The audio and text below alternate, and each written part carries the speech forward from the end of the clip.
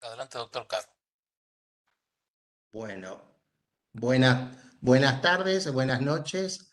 Les doy la bienvenida a esta nueva actividad organizada por el Centro de Estudios, Apoyo y Difusión de los Derechos de las Personas con Discapacidad, perteneciente a la Red Latinoamericana de Estudios e Investigación de Derechos Humanos y Humanitarias.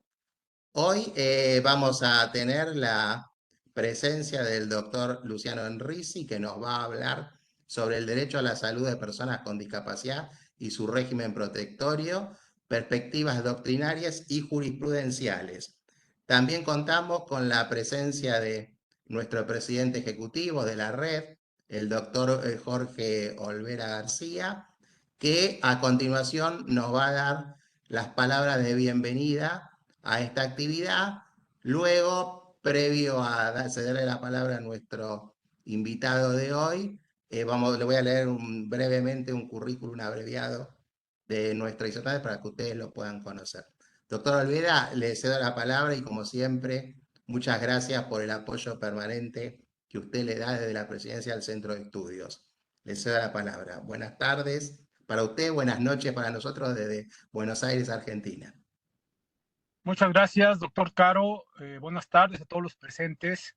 Les envío un afectuoso saludo desde la ciudad de Guadalajara, México, y a nombre del Consejo Ejecutivo de la Red Latinoamericana de Estudio e Investigación de Derechos Humanos y Humanitario, le doy la más cordial de las bienvenidas a la conferencia que el día de hoy nos dictará el doctor Luciano Enrisi, titulada El derecho a la salud de personas con discapacidad y su régimen protectorio, perspectivas doctrinarias y jurisprudencia.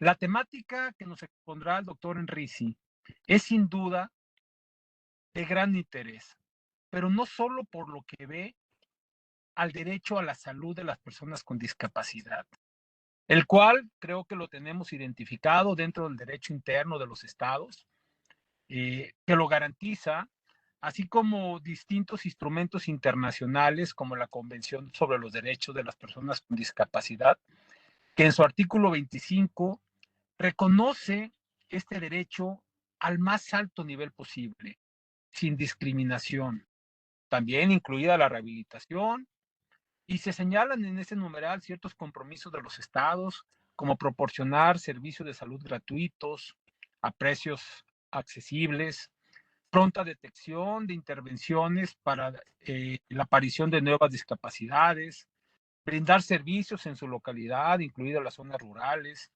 prestar los servicios de atención con la misma calidad de las demás personas y prohibir la discriminación. Estos temas, si bien los podemos identificar claramente en el derecho interno y en el derecho internacional, considero que también que esta conferencia nos va a ampliar la experiencia, bueno, nos va a ampliar por la amplia experiencia y trayectoria de nuestro invitado. Será muy enriquecedor conocer sus reflexiones y el análisis que nos pueda compartir respecto al régimen de protección, desde la doctrina y desde la jurisprudencia. Antes de finalizar, quiero reconocer al doctor Fabián Caro y a todos los integrantes del Centro de Estudio y Apoyo para la Difusión de los Derechos de las Personas con Discapacidad de la Red Latinoamericana de Estudio y Investigación de Derechos Humanos y Humanitario por la organización de esta importante conferencia. Por su atención, muchas gracias. Muchas gracias, doctor Olveda.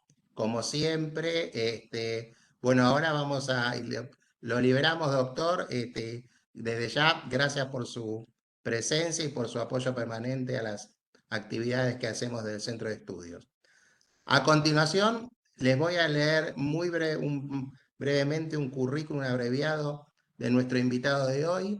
El doctor Luciano Enrisi es abogado, graduado en el año 2002, especialista en Derecho Administrativo y Económico del año 2007 y doctor en Ciencias Jurídicas en 2019 con tesis sobresaliente por la Universidad Católica Argentina.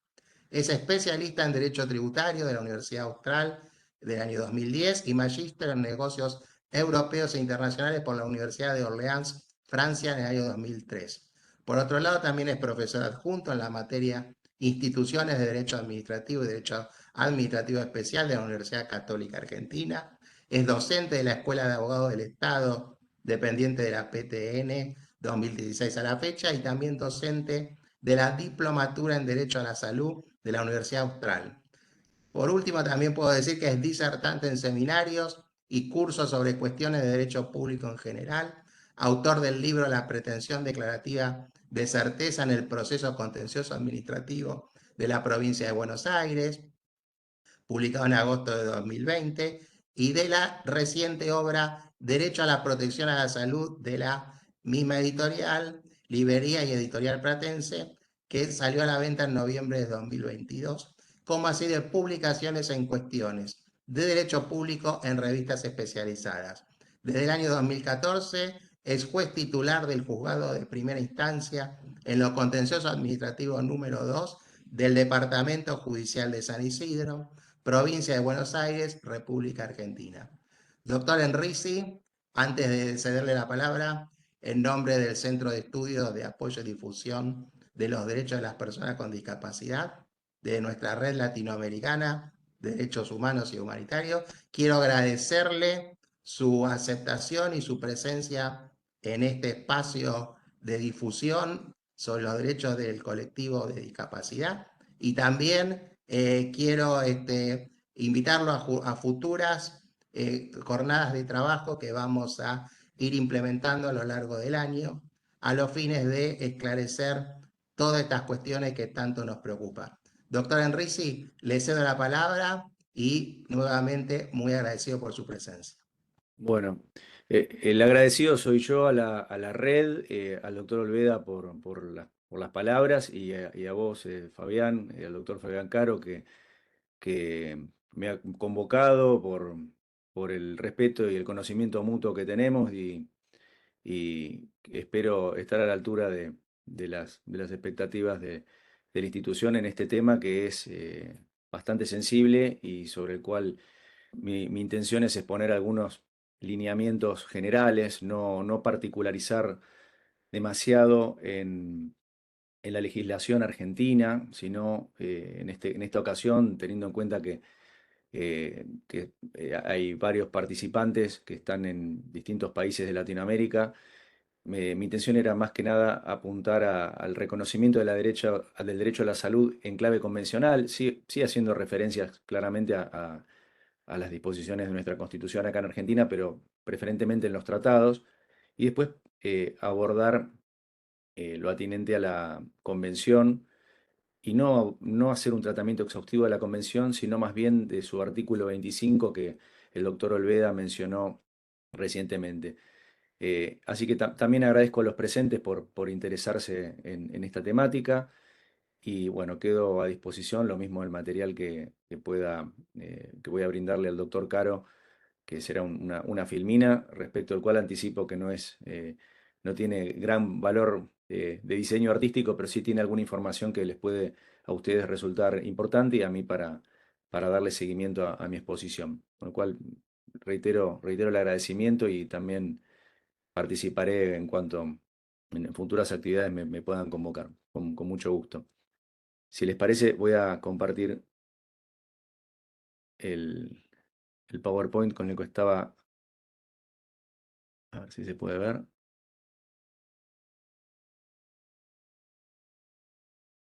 Se ve correctamente. Se Se ve ve muy bien. correctamente. Sí. Perfecto. Bien. Bueno, eh, esto en a grandes rasgos va a ser el contenido de la charla. Le repito, no quiero tampoco hacer una cuestión muy fina, muy específica, demasiado jurídica, para que todos, digamos, podamos tener alguna, digamos, algún abordaje que sea, que no sea, digamos, que no excluya a ninguno de los participantes, entendiendo que no solamente, como me anticipó el doctor Caro, no solamente abogados o gente que tenga conocimientos jurídicos. Esto es más o menos lo que les anticipaba. Hablaré sobre el derecho a la salud, sobre las nociones fundamentales y los modelos de discapacidad y en cuál se apoya la CDPD, que es la Convención sobre los Derechos de las Personas con Discapacidad, algunas decisiones, 6 decisiones puntualmente en las que la Corte Interamericana han dado lineamientos sobre el rol estatal y ha condenado a los estados parte de la Convención Americana de Derechos Humanos por violaciones que tienen que ver, si no bien directamente con artículos que tutelen la salud, han abordado casos de salud y han sentado lineamientos que son muy importantes para todos los órganos estatales de los países parte, no solamente para para el Poder Judicial. Y bueno, intentaré luego finalmente hacer un panorama normativo y jurisprudencial de la Argentina. Antes de arrancar, esta es información reciente de la Organización Mundial de la Salud de marzo de este año, que permite de alguna manera tener una dimensión de la trascendencia global que tiene la discapacidad. La última información actualizada hablaba de más de 1.000 millones de personas con con algún padecimiento que pueda catalogarse como discapacidad. Hoy, a marzo de 2023, se calcula que hay 1.300 millones de personas, es decir, una de cada 6 personas sufre una discapacidad importante y esto tiene severas secuelas en el derecho a la salud de las personas. También estima la Organización Mundial de la Salud que algunas personas con discapacidad mueren hasta 20 años antes que las que no tienen discapacidad. A su vez tienen más riesgo, 2 veces más riesgo de desarrollar afecciones graves como son la diabetes, la obesidad, la depresión, el asma, entre otros. Otra cuestión sobre cual la Convención y en general la ONU y los organismos del convenio, de la Convención Interamericana focalizan es sobre la accesibilidad. Y resulta que en la práctica, a nivel global, los establecimientos de salud en muchas ocasiones resultan inaccesibles y suponen una dificultad muchas veces mayor para acceder a las personas que tienen discapacidad respecto de aquellas que no la tienen. Otro problema se vincula con el transporte. Los medios de transporte en líneas generales son inaccesibles y suponen una dificultad muchas veces mayor para las personas con discapacidad respecto de las que no padecen discapacidad.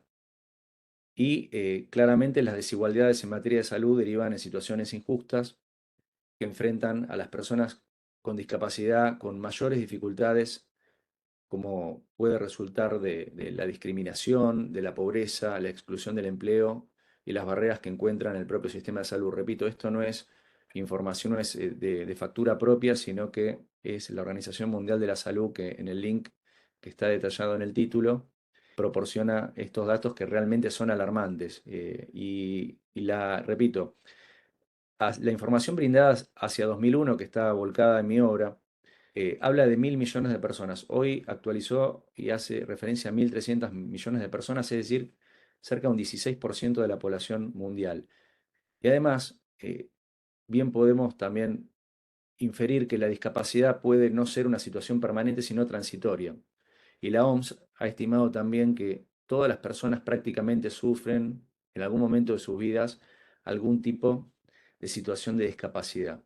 Aunque cuando nos referimos a discapacidad estamos haciendo referencia preponderantemente a cuestiones crónicas o de carácter permanente.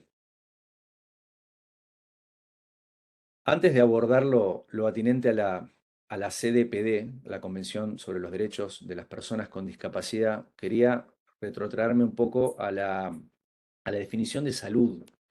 Definición de salud que, en términos generales, toda la doctrina, alguna con críticas, otra aceptándola, digo, hablando en Argentina y en los países latinoamericanos, eh, aceptan de alguna manera la definición de salud que brinda la Organización Mundial de la Salud en su constitución del año 46. La OMS básicamente nos dice que la salud no es ausencia de enfermedad o afecciones, sino hace referencia a un completo bienestar físico, mental y social. Esta definición que es omnicomprensiva y y es absolutamente compleja de cumplir, en el sentido que una persona para estar sana, según la OMS, debe estar completamente en estado de bienestar físico, mental y social.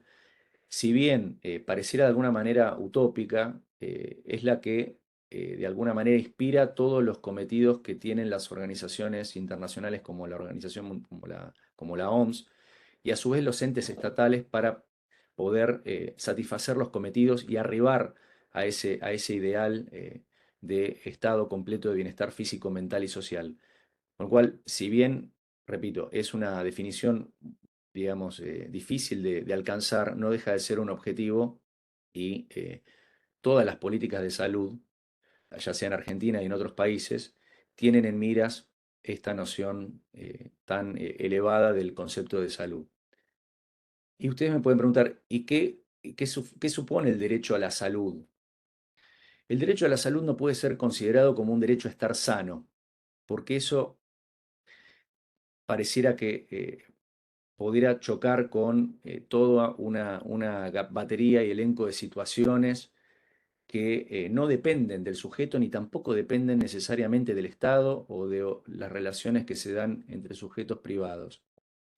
El derecho a la salud, ya sea en el derecho argentino y según lo explica muy bien la doctrina española, que utiliza como base la Constitución de ese país del año 78, el derecho a la salud supone un derecho fundamental a no sufrir injerencias o afectaciones en el ejercicio o en la posesión de la salud. Este derecho a la salud no lo poseen las personas jurídicas, sino lo poseen las personas humanas. Y además presupone una serie de medidas o también un elenco de medidas que componen un sistema de protección que está destinada a proteger el bien jurídico de salud. Y estas medidas pueden ser brindadas por sujetos de naturaleza privada o por el mismo Estado, lo cual no quita que sea un rol que pueda catalogarse como alternativo en el sentido de la responsabilidad que hay sobre el sistema de salud de cada país, sino que el Estado, como bien lo ha dicho la Corte Argentina y también lo ha delineado la Corte Interamericana, el Estado es el garante del sistema de salud, lo cual supone una obligación reforzada y un rol que en activa tutela de este derecho humano fundamental. Con lo cual, por eso prefiero referir, y por eso mi obra se llama Derecho a la protección de la salud. Se refiere a las medidas y a los comportamientos activos, por lo general, que debe llevar adelante el Estado como garante, o los prestadores de naturaleza pública o privada que no sean puramente estatales, como sucede en la Argentina con las obras sociales, para poder restablecer aquel estado de salud que se ve alterado, quebrantado por alguna, alguna situación fáctica, alguna condición biológica o algún accidente. Eh, Sucintamente, quiero también mencionar que este derecho a la salud está en la Constitución argentina, reformada en el año 1994.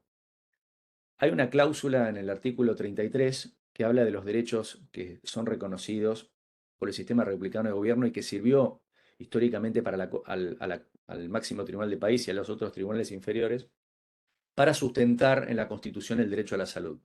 Esto a partir de 1994 cambia. En Argentina se reforma la Constitución en ese año, se incorporan ciertos nuevos derechos y garantías, y en uno de esos nuevos derechos y garantías aparece el derecho de los consumidores, quienes, según el constituyente, tienen derecho a la protección de su salud. Con lo cual, esto aparece ya reglamentado expresamente y no de manera implícita. Pero además, hay varios tratados en el sistema interamericano y de la ONU que hacen expresa mención y una consagración positiva del derecho a la protección de la salud. Y aquí vamos a encontrar varias normas. La más importante, a mi modo de ver, si bien no es la primera en el orden cronológico, es el Pacto Internacional de los Derechos Económicos, Sociales y Culturales.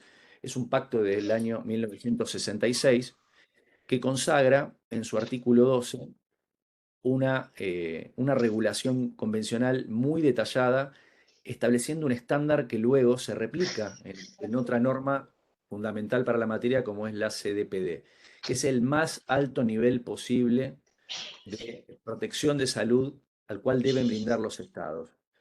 Este estándar es importante y a su vez no es menor, tener en cuenta que es el instrumento o el documento a partir del cual el Comité de estos derechos en el año 2000 hizo una serie hizo una formulación amplia para, de alguna manera, no digo reglamentar, pero sí detallar cuáles son los deberes estatales en relación a ese artículo 12 del PIDES, que es la observación general 4 del año 2000, que es poco citada, poco referenciada por los tribunales, en particular los tribunales argentinos, pero que tiene un valor interpretativo importante a la hora de analizar los alcances de ese artículo 12 del PIDES.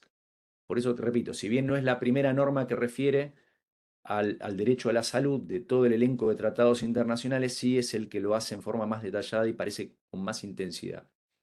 También tenemos la Convención Americana de los Derechos Humanos, en sus artículos 4, inciso 1 y 5, el Pacto Internacional de los Derechos Civiles y Políticos, artículo 6, inciso primero, la Declaración Universal de los Derechos del Hombre, en los artículos 3, que hace referencia al derecho a la vida, y en su artículo 5, la Convención sobre la Eliminación de todas las formas de discriminación contra la mujer, en uno de sus incisos del artículo 11, y también tenemos 3 disposiciones de la Convención sobre los Derechos de las Personas con Discapacidad, el artículo 16, inciso cuarto, el 22, inciso segundo, y el artículo 25, que es la norma que aquí nos convoca básicamente, que hace referencia también a distintos derechos o prerrogativas que tienen las personas con discapacidad y los con relativos deberes del Estado para poder dar a cabo cumplimiento a esos derechos.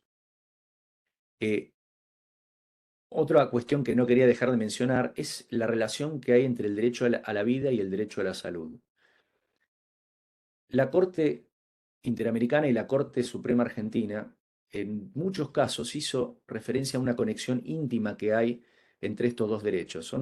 Hay una suerte, el derecho a la vida sería una suerte de hermano mayor y el derecho a la salud un hermano menor, pero están hermanados en el sentido de que las personas que tienen alguna situación crónica o alguna grave enfermedad pueden ver en riesgo su vida, en consecuencia, todas las cuestiones que vinculan la tutela del derecho a la salud deben analizarse en clave de la protección a la vida misma y los jueces y todos los operadores que deben, digamos, intervenir en las cuestiones de salud, deben buscar, dice la Corte, los mecanismos más expeditivos y, de alguna manera, las soluciones que eviten la frustración de estos derechos. Y esto parece una formulación teórica, pero no lo es, porque en numerosos casos en donde está en juego el derecho a la salud de las personas y el derecho a la vida, imaginemos las enfermedades graves, la Corte ha habilitado como mecanismo de defensa en los tribunales a la acción de amparo. Y no solamente la acción de amparo, que ustedes habrán, existe también a nivel mexicano. En México fue uno de los primeros países a nivel global en regular la acción de amparo. Existe en la Argentina desde los años, fines de los años 50, principios de los 60. Tiene una regulación legal el amparo a nivel federal en Argentina desde el año 68 y se ha constitucionalizado en el año 1994, pero no deja de ser una acción que no prospera cuando hay otros mecanismos judiciales idóneos. La Corte Argentina, en reiterados precedentes, dijo que el amparo es la vía idónea para la tutela de las cuestiones que involucran la protección del derecho, el derecho a la protección de la salud. Con lo cual, por eso quería mencionar esta idea de el derecho a la vida y el derecho a la salud. Ahora bien, otra cuestión que no quería dejar de mencionar es si se considera que el derecho a la vida es un derecho, perdón, el derecho a la salud es un derecho, o a la protección de la salud es un derecho absoluto. Obviamente que el derecho a la vida como tal y a conservar la vida es un derecho absoluto en el sentido de la perspectiva individual del sujeto que la aporta, que la posee. Ahora bien, existe un derecho absoluto a que los prestadores o el Estado mismo deba satisfacer cuanto requerimiento esté fundado en salud, y aquí vamos a encontrar algunas opiniones encontradas. Al menos en nuestro país, y esto sucede también en otras latitudes, los derechos no son absolutos, sino que se ejercen conforme a las leyes que reglamentan su ejercicio. Lo que sucede es que a veces las leyes que reglamentan su ejercicio pueden privar la sustancia de ese derecho. Y en ese caso se activa lo que se considera como control de convencionalidad o control de constitucionalidad, lo cual supone que el juez puede declarar la inconstitucionalidad o la no adecuación a la convención de aquellas leyes internas que alteren el contenido de un derecho reconocido, ya sea por la Constitución o por algún tratado internacional, como son estos que aparecen aquí en la filmina. Por ejemplo, como ha sucedido hace algunos años en las cuales la, re- la, mm, la fertilización in vitro no estaba cubierta por los efectores estatales y privados a las personas que padecen salud reproductiva. Existió una norma que la consagró y un decreto reglamentario estableció en la provincia de Buenos Aires ciertas restricciones que dejaban afuera a un margen importante de personas que padecían problemas de salud reproductiva. En ese caso, la jurisprudencia no tuvo dudas de descalificar la constitucionalidad del decreto y de aplicar la norma sin los límites reglamentarios vinculados a la edad o a otras situaciones que se contraponían en cada caso con las indicaciones de los médicos que trataban al paciente con problemas de salud reproductiva, como para citar un ejemplo. Pero esto existe en la práctica y en los tribunales se ve que muchas veces las reglamentaciones o las normas internas, de alguna manera, en los casos concretos, ¿no? En términos generales, siempre hay que mirar, hacer una ponderación casuística de cada tema, establecen restricciones que pueden generar situaciones de desprotección o desamparo. En referencia a la discapacidad, y esto como antesala del análisis de la Convención, solamente me voy a referir a los modelos que históricamente, por los que históricamente se abordó esta cuestión. En la antigüedad y en la Edad Media se consideraba que las causas que originaban la discapacidad eran de índole religiosa y había poca consideración de las personas que padecían discapacidad. Este enfoque fue sustituido por uno médico rehabilitador que fundó gran parte de la legislación que antecede a la Convención de los Derechos de las Personas con Discapacidad, en las cuales el foco era el carácter científico de los orígenes o la causa de la discapacidad, y es un enfoque que vino de la mano de las graves secuelas que dejaron las guerras mundiales desde principios del siglo pasado hasta el año 45, en donde muchísimas personas se han visto en esta situación, y eso generó digamos, un abordaje desde las instituciones, generando legislación y políticas públicas dirigidas a las capacidades residuales de las personas, es decir, para brindarles empleo protegido, escuelas de educación especial, y basado también en el esquema de institucionalización que también se ha visto hoy en día bastante superado en lo que refiere a la cuestión de salud mental, en donde se apunta a la desinstitucionalización.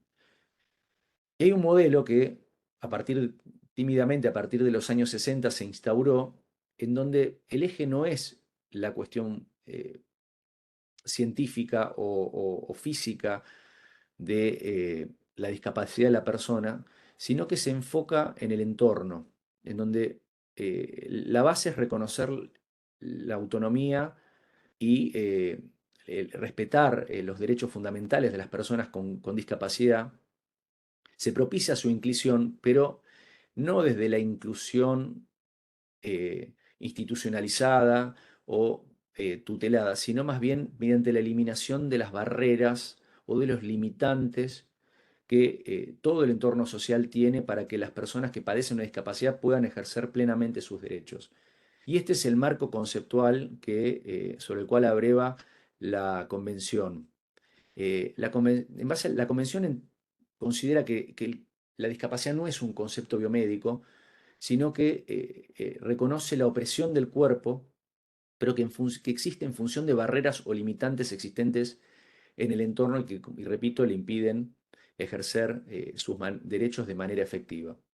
Y estos conceptos no solamente aparecen en la CDPD, sino también en la jurisprudencia de la Corte Interamericana en el caso Furlan, un caso que involucró al Estado argentino y en el cual fue condenado. De hecho, acá en la filmina lo van a poder ver, la Corte en Furlan dijo que la discapacidad no se define exclusivamente por la presencia de una deficiencia física, mental, intelectual o sensorial, sino que se interrelaciona con barreras o limitaciones que socialmente existen para que las personas puedan ejercer sus derechos de manera efectiva y los límites o barreras que comúnmente se encuentran son físicas, arquitectónicas, comunicativas, actitudinales o socioeconómicas. Esta definición también tiene anclaje en otra convención en el marco del sistema interamericano que es mencionada por la jurisprudencia de la Corte Interamericana en uno de los casos que vamos a ver ahora, que es la Convención Interamericana para la Eliminación de todas las formas de discriminación contra las personas con discapacidad, que si bien no hace foco en el derecho a la salud, sí es relevante para tener en cuenta en las demás cuestiones que tienen que ver con el derecho a la igualdad efectiva, a la igualdad positiva. La Convención, repito, de los derechos de las personas con discapacidad, en su preámbulo, también hace referencia al carácter evolutivo de la noción de discapacidad, porque resulta de la interacción entre las personas con deficiencias y las barreras debidas a la actitud y al entorno que evitan su participación plena y efectiva en igualdad de condiciones con los demás. Claramente esto no parte, este análisis no parte de la consideración del derecho a la igualdad como una igualdad formal, sino como de una igualdad real. El artículo primero de la Convención hace mención a las personas con discapacidad que tengan diferencias, no solamente físicas, sino mentales, con lo cual esto también está muy vinculado con las cuestiones que tengan que ver con la salud mental, que tiene un régimen especial en la Argentina, con muchas veces con situaciones que tengan que ver con la adicción a los estupefacientes, también con las deficiencias de tipo intelectual o sensoriales. Y además, la definición es completada por la idea de que estas deficiencias son a largo plazo y también tienen que generar impedimentos en el ejercicio efectivo de los derechos cuando se interactúan con las barreras que el entorno social mantiene respecto de las personas que lo padecen. La convención además fue aprobada por Asamblea General de la ONU, perdón, es en el año 2006 que fue aprobada, creo que ahí tengo un error que dice 2016. En Argentina fue aprobada en el año 2014 y en el año 2018 adquirió jerarquía constitucional. No me quiero poner muy jurídico con esto, pero es un dato importante porque en la Constitución argentina hay una serie de tratados que tienen la misma jerarquía que la parte orgánica de derechos, es decir, que todo el catálogo de derechos que aparece en la primera parte, es decir, el derecho a la vida, que está bueno, en el artículo 33 y en el artículo 42, la protección de la salud, el derecho a trabajar, el derecho de propiedad, a ejercicio de industria lícita, a peticionar de reunión, a circular, entre otros derechos. Bueno, estos tratados de derechos humanos brindan derechos o reconocen derechos y de alguna manera los vienen a ampliar y a reforzar y a darle una espalda institucional relevante y tienen la misma jerarquía que esos derechos de la Constitución originaria. Con lo cual, esto de alguna manera refuerza la consideración de todos los operadores en nuestro país en relación a esta convención que, repito, tiene jerarquía constitucional, al igual que recientemente también la convención que protege a las personas con problemas de salud mental también lo ha adquirido. La convención tiene un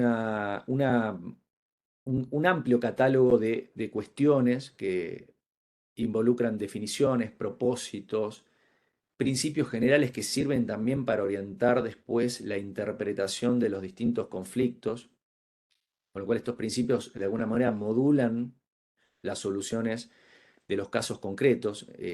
Claramente el principio general es el respeto de la dignidad inherente, la autonomía individual y incluida la libertad de tomar las propias decisiones y la independencia de las personas con discapacidad, dignidad que posee todo ser humano y que aquí se ve también reflejada en relación a las personas que tienen estos padecimientos.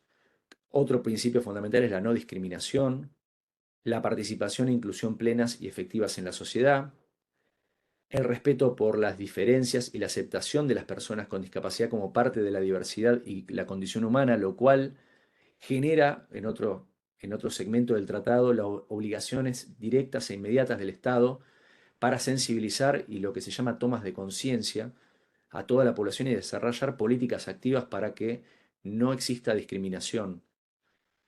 También la igualdad de oportunidades, la accesibilidad, que es también otra cuestión relevante, la igualdad entre el hombre y la mujer y el respeto por a la evaluación de las facultades de los niños y niñas con discapacidad y el derecho a preservar su identidad. Las obligaciones de los estados, miembro de esta convención, son enormes, pero entre las cuales hay que mencionar algunas que aparecen también en otros tratados de derechos humanos, que es lo que se llama no regresividad, que es, de alguna manera, es que no se puede volver atrás una vez reconocido cierto estándar o núcleo duro de derechos en cuestiones que tengan que ver con los derechos humanos. Y además hay un compromiso de adoptar medidas hasta el máximo de recursos disponibles. Con lo cual, este tratado, que tiene esa jerarquía calificada que les mencioné, obliga al Estado a modular su política presupuestaria y dar la máxima satisfacción posible a eh, todos los cometidos que involucran este tratado y la legislación interna, que no tiene tampoco obligaciones menores. Y hay también obligaciones de cumplimiento inmediato. Esto en el esquema del PIDES también está claro, que qué cuestiones son de cumplimiento inmediato y cuáles admiten de alguna manera un cumplimiento diferido en función de las posibilidades y con una suerte de control vía informes y el rol de los comités para poder monitorear el estado del cumplimiento de los estándares internacionales por parte de todos los Estados miembros. La CDPD, además de la cuestión de la salud, está regulada, repito, en 3 artículos, pero en particular en el artículo 25 hace mención a la prohibición de la discriminación, tiene disposiciones específicas en torno a las mujeres con discapacidad, a los niños. Hace referencia, como les decía, a la toma de conciencia del Estado, de tomar medidas efectivas a fin de sensibilizar a la sociedad, a luchar contra los estereotipos y promover sustancialmente, perdón, conciencia respecto de las capacidades y aportes de las personas con discapacidad. La accesibilidad también ocupa un papel importante porque los estados deben adoptar medidas para las personas con discapacidad en igualdad con los demás, que para que puedan acceder al entorno físico, transporte, información y tecnologías y comunicaciones. Quería hacer un breve paréntesis en relación. Fabián, el doctor Caro me ha proporcionado un fallo de la Cámara Civil de San Isidro que no estaría mal que lo tengan como material en relación a una situación particular que él le ha tocado vivir y que ha obtenido una decisión muy valiosa en la cual el tribunal aplicó los estándares de esta convención para darle una respuesta positiva en un proceso de amparo. No quería dejar de mencionarlo. Los derechos, el catálogo de derechos están todos contenidos en el artículo 10 a 30 y es absolutamente omnicomprensivo de todas las prerrogativas que puedan ejercer las personas que padecen una discapacidad. Luego hay un segmento final de la convención referente al rol del Comité sobre los Derechos de las Personas con Discapacidad, que recibe, como les decía, informes de los estados y los considera haciendo las sugerencias o recomendaciones pertinentes y otras disposiciones vinculadas al protocolo facultativo. Este es, abuelo de pájaro y a grandes rasgos, el contenido de esta convención, que no es abordable en el marco de una charla digamos, del tenor de la que estoy ahora brindando, sino que me quiero focalizar en la salud. Y quería reiterar este estándar del artículo 12 del PIDES, que los Estados partes reconocen a las personas con discapacidad el derecho a gozar el más alto nivel posible de salud sin discriminación por motivos de discapacidad. Esto es el dato adicional en relación al estándar fijado en ese artículo 12 que es interpretado por la Observación General 4 del año 2000. Y hay un contenido detallado de este derecho a la salud o a la protección de la salud, en el cual los estados deben adoptar medidas pertinentes enfocadas en el acceso a los servicios de salud de las personas con discapacidad, incluida la rehabilitación, que es un capítulo importante dentro de sus derechos. Y deben proporcionar atención y salud, atención de salud gratuitos o a precios asequibles, como mencionó el doctor Olveda, de la misma variedad y calidad que las otras personas, incluso en el ámbito de la salud sexual y reproductiva y programas de salud. Deben también proporcionar servicios de salud que necesiten las personas con discapacidad específicamente como consecuencia de la misma, adoptar la pronta detección e intervención cuando proceda y servicios destinados a prevenir y reducir al máximo la aparición de nuevas discapacidades, incluidos los niños y niñas y personas mayores, que en algunos casos se presenta la situación, y la Corte Interamericana lo reconoce, de personas mayores, adultos mayores que tienen una situación de discapacidad, lo que habla de una situación de vulnerabilidad aumentada y que genera también un mayor esfuerzo tuitivo por parte de los entes estatales. Las personas con discapacidad se consideran dentro, también esto quiero mencionarlo, aunque hago un breve paréntesis aquí, se considera que son parte de el estándar de vulnerabilidad en el sentido que tienen una desigualdad intrínseca que genera la obligación estatal de nivelar y de proporcionar los medios para igualar, sobre todo en las cuestiones inherentes al acceso a la justicia. Y para eso existen reglas específicas que se han dado en Brasilia, las reglas de Brasilia, y otras normas que los tribunales superiores y algunos ordenamientos procesales han o están intentando de alguna manera dejar plasmado para que exista también una igualdad real en el plano de los procesos judiciales. No quería dejar de mencionarlo. También el artículo 25 de este tratado prevé que deben proporcionar esos servicios lo más cerca posible de las comunidades de personas con discapacidad, incluso en las zonas rurales. Muchas veces la accesibilidad o no hay situaciones o no hay hipótesis de inmediación física con los centros de atención y esto genera graves problemas y graves costos para la persona que padece una discapacidad para poder atender su salud. Y esto es una cuestión importantísima. Además, se exige a los profesionales de salud que presten su servicio a las personas con discapacidad, que deben hacerlo con la misma calidad que a las demás personas, sobre la base de un elemento sustancial de la relación médico-paciente, que es el consentimiento libre e informado, y que está regulado en la Ley de los Derechos de los Pacientes a nivel en la Argentina, en nuestro país y en otras latitudes. Y además deben sensibilizarse respecto de los derechos humanos, la dignidad, la autonomía y las necesidades de las personas con discapacidad a través de la capacitación y promulgación de normas éticas en la atención en el ámbito público y privado.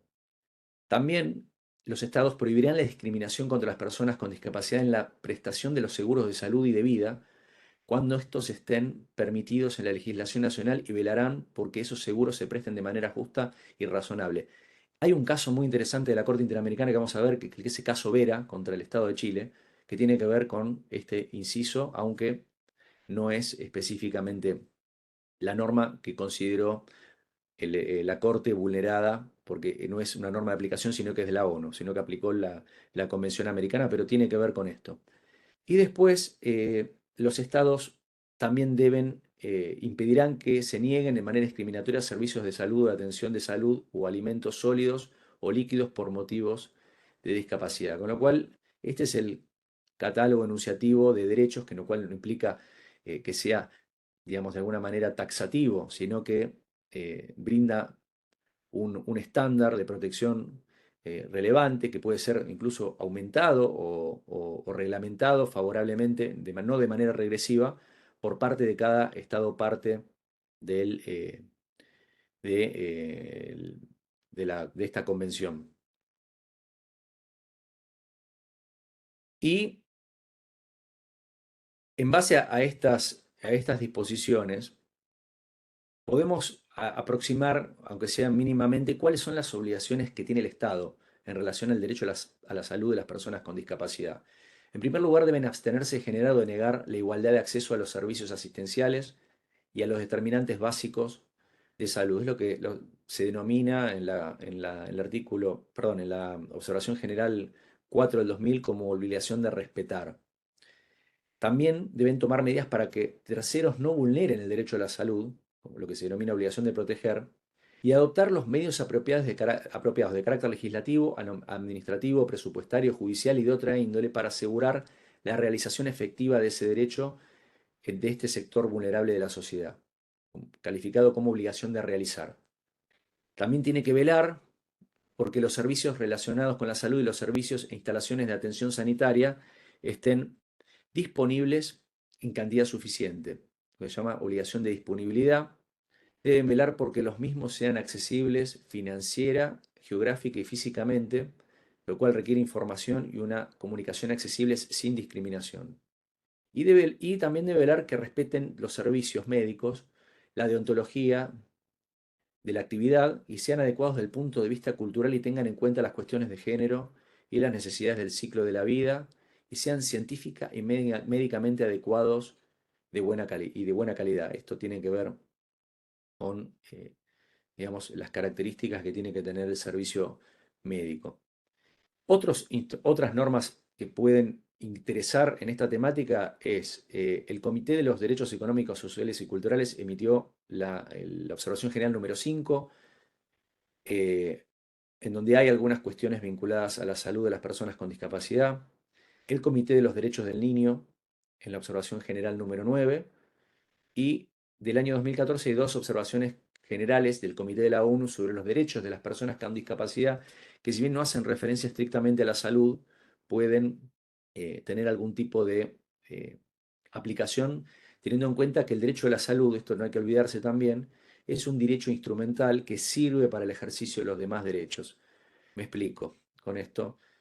Estoy refiriéndome a que sin un buen estado de salud, una persona difícilmente puede ejercer los demás derechos, aquellos derechos de naturaleza política, derechos civiles, el acceso a la justicia.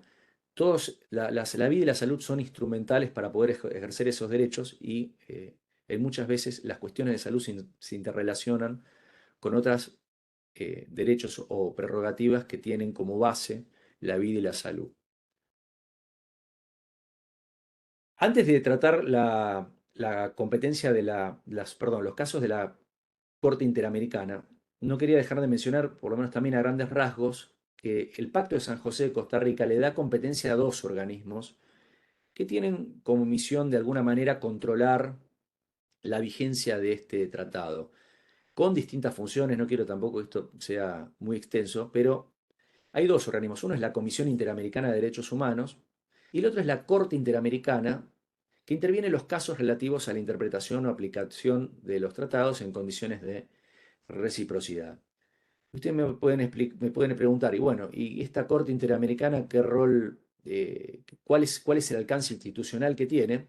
Y eh, esto está definido en parte en la propia convención. El artículo 68, inciso primero, no deja ninguna duda en el sentido que la sentencia, las decisiones de la Corte Interamericana son obligatorias para los estados que son condenados y en esos casos concretos. Con lo cual no es una instancia de revisión jurisdiccional como una cuarta instancia, pero sí las decisiones y sentencias de la Corte Interamericana traen aparejado, en la generalidad de los casos, que los estados deban adaptar sus comportamientos al estándar de la sentencia de la Corte Interamericana. Además, y esto lo dijo la Corte Argentina en muchos casos, aunque hay algunos antecedentes que han oscilado en cuanto al acatamiento cuando el Estado no es parte, no podemos prescindir que la interpretación del pacto debe guiarse por la jurisprudencia de la Corte Interamericana. Con lo cual, no es que porque a veces un Estado no es parte en ese proceso, lo que diga la Corte Interamericana no tiene que importar a los jueces y funcionarios de otros países. Siempre esta jurisprudencia es una guía y de hecho vamos a encontrar citas en los fallos argentinos de sentencias de la Corte Interamericana en casos que involucran al Estado peruano, al Estado brasilero eh, a- y a otros que componen el sistema interamericano.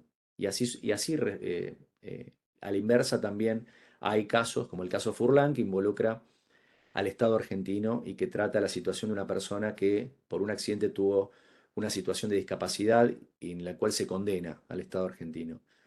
Y además, lo dijo la propia Corte Interamericana, el Poder Judicial debe acatar la interpretación que de la Convención Americana de Derechos Humanos ha hecho la Corte. Esto lo dijo muy claro en el caso Almonacida Arellano contra Chile.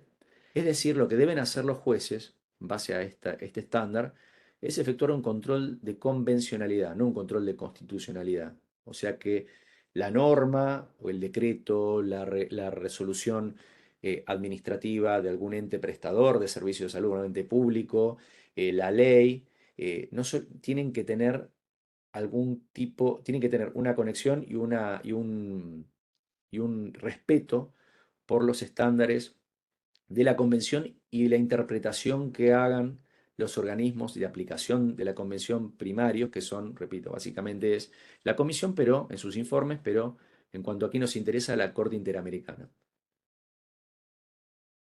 Y voy a mencionar una serie de casos que creo que son los que mayor conexión tienen con esta temática. Uno es el caso Ximénez López contra el Estado de Brasil del 4 de julio del 2006. Ya tiene sus años este caso, pero es de recurrente cita y referencia en los casos de salud mental. Este caso refiere a la responsabilidad del Estado, en este caso de Brasil, en razón de maltratos que padeció y la posterior muerte de un señor, que es el señor Jiménez López, que padecía una discapacidad mental en una institución de ese país y por la falta de investigación y sanción de los responsables. Generalmente todos los casos de la Corte Interamericana revelan situaciones muy críticas que no se presentan en todos los casos que llegan a los tribunales ordinarios de la Argentina y de otros países. A veces tenemos casos con hechos o circunstancias similares a los que va a mostrar el caso Jiménez López, el caso Chinchilla, el caso Furlan. Tenemos casos así. eh, Sin embargo, en la generalidad de los casos de la Corte Interamericana vemos violaciones severas a los derechos humanos. Y en este caso la Corte, es una sentencia muy extensa, como por lo general son todas las de este tribunal, y hace referencia a una vulnerabilidad aumentada, creo que les había mencionado antes, de una persona con discapacidad, además no solamente por su situación intrínseca, sino por el desequilibrio de poder entre pacientes y el personal médico responsable de su tratamiento. Este es un estándar que, repito, lo he tenido que adoptar en un caso también de salud mental de un chico un caso muy trágico, un chico que estaba internado en un centro para recuperación de adicciones y que como consecuencia tenía también diabetes y fue encerrado en un lugar, en una suerte de celda de castigo prohibida por los tratados y por cualquier legislación que tutele la salud mental. Se suicida ante la falta de la insulina, que no la tenía en esa celda de castigo, y en ese lugar encima había una ventana sin vidrios, con una reja, y a este chico le dejaron el cinturón puesto. Y consideré en este caso, con referencia a este caso Ximénez López, que tiene algún tipo de parecido, condené al Estado en un porcentaje. ¿Por qué? Porque no controló de manera efectiva el funcionamiento de esta institución. En este caso, Ximénez López, la Corte Interamericana, en cuanto interesa al tema, dijo que todo tratamiento de salud dirigido a personas con discapacidad mental debe tener como finalidad principal el bienestar del paciente y el respeto a su dignidad como un ser humano, que se traduce en el deber de adoptar como principios orientadores del tratamiento psiquiátrico el respeto a la intimidad y a la autonomía de las personas. Este principio, el de la autonomía, no es absoluto porque hay ciertos casos en donde se debe prescindir del consentimiento, que es cuando el paciente con salud mental presenta una situación absolutamente crítica y puede, de alguna manera, su autonomía de voluntad manifestada puede generarle algún perjuicio mayor que sustituirla en un caso muy excepcional, muy excepcional, como así lo establece la legislación argentina. Cuando sea comprobada la imposibilidad del enfermo para consentir, corresponderá, dice, a sus familiares, representantes legales o a la autoridad competente emitir el consentimiento en relación con el tratamiento a ser empleado. Por lo cual, en referencia a las discapacidades de tipo mentales, ya la Corte Interamericana fija un estándar que, repito, es sustancialmente, con algunos matices, coincidente con la legislación argentina de salud mental, que es común para todo el país. Otro caso que quería mencionar es Huachalá Chimbo con Ecuador, sentencia del año 2021, es más reciente, y trata también la desaparición de una persona en el año 2004 con discapacidad mental y de escasos recursos económicos mientras se encontraba en un hospital público psiquiátrico de Quito, Ecuador, y también aborda la cuestión de la ausencia de consentimiento informado para la internación y el tratamiento recibido. En este caso, la Corte Interamericana declara la responsabilidad internacional de Ecuador por la violación de derechos al reconocimiento de la personalidad jurídica, entre otros derechos fundamentales, y dejó establecido en uno de sus párrafos que las personas con discapacidad son titulares de los derechos de la Convención Americana, o sea, no de la CDPD, sino de la Convención Americana, y hace mención a este otro tratado que tiene una importancia dentro de este sistema, que es la Convención Interamericana para la eliminación de todas las formas de discriminación contra las personas con discapacidad, y también aplica la CDPD. Y también deja establecido las obligaciones que tienen los estados parte respecto de las personas con discapacidad. En el párrafo 86 dice, deben propender por la inclusión, por medio de la igualdad de condiciones, oportunidades y participación en todas las esferas de la sociedad para garantizar que las limitaciones normativas o de facto sean desmanteladas. También deben promover prácticas de inclusión social y adaptar medidas de diferenciación positiva para remover tales barreras. Deben adoptar medidas de carácter legislativo, social, educativo, laboral o de cualquier otra índole necesarias para que toda discriminación asociada con las discapacidades sea eliminada y para propiciar la plena integración de esas personas en la sociedad. Hago un pequeño paréntesis. Este mandato que aparece en este fallo es coincidente con un artículo de la Constitución argentina en el cual el constituyente en el año 1994 ordena al Congreso, o dice, corresponde al Congreso, dictar medidas de acción positiva para distintos colectivos vulnerables, dentro de los cuales están las personas con discapacidad. Y además dejó establecido la Corte que la falta de recursos económicos puede dificultar o imposibilitar el acceso a la atención médica necesaria para prevenir posibles discapacidades o para la prevención y reducción de la aparición de nuevas discapacidades. Así, frente a las personas con discapacidad que viven en situación de pobreza, los estados deben adoptar medidas positivas como brindar tratamiento preferencial apropiado a su condición y prevenir todas las formas de discapacidad prevenibles. Con lo cual, este estándar debe guiar las soluciones jurídicas cuando encontramos alguna persona que tiene discapacidad y que asociado a una situación de indigencia o pobreza en los cuales se requiere una atención prioritaria para poder al menos resguardar ese núcleo mínimo de derechos que toda persona por su dignidad tiene que tener. Y aquí no valen los pruritos procesales en las cuestiones que son sometidas a los tribunales para no entender o para diferir las soluciones jurídicas. Es posible, en estos casos tienen cabida medidas cautelares, medidas autosatisfactivas, y las soluciones deben canalizarse por los procesos breves y que eviten la frustración de derechos fundamentales. No son cuestiones patrimoniales o de otra índole que puedan ser de alguna manera postergables, o no postergables, sino diferibles en el marco de un proceso ordinario, sino que deben ser atendibles con la celeridad que la seriedad del caso exige.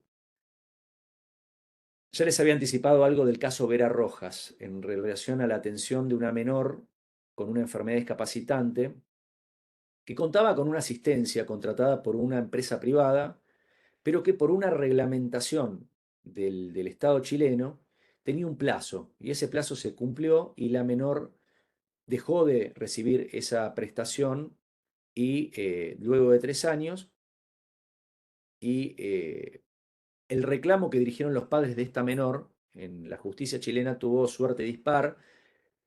La ante una sentencia desfavorable del máximo tribunal de ese país, se inició una solicitud de medidas cautelares ante la Comisión Interamericana que puede actuar ante la Corte, es decir, los casos son iniciados o porque aquellas personas pueden ser afectadas, la Comisión en cuanto toma el caso y los propios estados parte.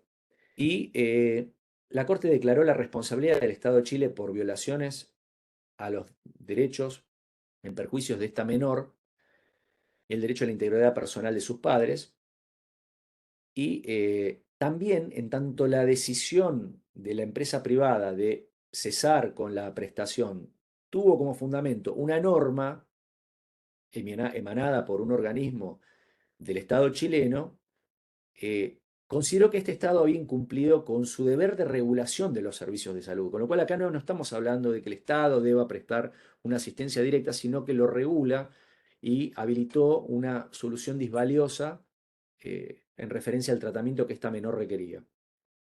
Y concluyó que el Estado era responsable, bueno, por la violación de diversos artículos de la Convención Americana de Derechos Humanos. Y también dejó algunos conceptos que quiero traer a colación brevemente. Dijo que los tratamientos de rehabilitación por discapacidad y los cuidados paliativos son servicios esenciales respecto de la salud infantil.